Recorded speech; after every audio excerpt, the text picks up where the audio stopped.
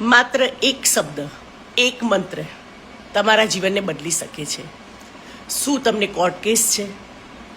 તમારા ધંધાની અંદર વારંવાર કોમ્પિટિશનના કારણે ધંધો ડાઉન થઈ રહ્યો છે. છુપા શત્રુઓ છે. આ મન સતત નેગેટિવ થોટ કરી રહ્યા છે. શું આવી સ્થિતિમાં તમે છો? તો તમારા બધા માટે ખૂબ જ સરસ સમય આવવાનો છે આવતીકાલે. આવતીકાલ એટલે કે 24 તારીખે મા બગલામુખી જયંતિ છે. માનો પ્રાગટ્ય દિવસ છે. આ દિવસે કરો 3 ઉપાય. આ 3 ઉપાય તમારા જીવનની અંદર દરેક મુશ્કેલીમાંથી તમને બહાર કાઢશે. પહેલો ઉપાય છે મા ભગવતીને, મા બગલામુખીને પોતાના સ્થાનક ઉપર તમે પૂજા કરી શકો. સ્થાનક ઉપર તમે નથી જઈ શકતા તો કંઈ વાંધો નહીં, તમે હૃદયથી મા બગલામુખીને યાદ કરીને તેમને પીળા ફૂલ ધરાવો. સાથે સાથે કોઈ પીળી વસ્તુ, વાનગી ધરાવો અને મા બગલામુખીને હૃદયથી યાદ કરીને એમનો બીજ મંત્ર છે હલીમ. આ મંત્રનો જાપ કરવાનો છે.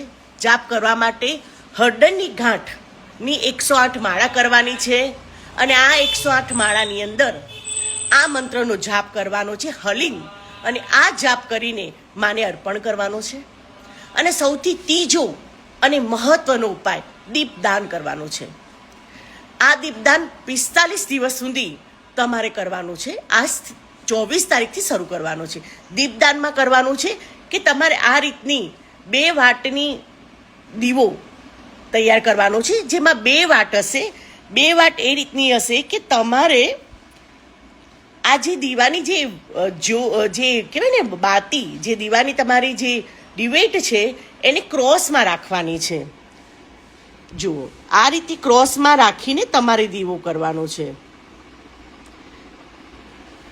આ રીતે દીવાની જ્યોતને ક્રોસમાં રાખવાની છે અને આ રીતે દીવો કરવાનો છે.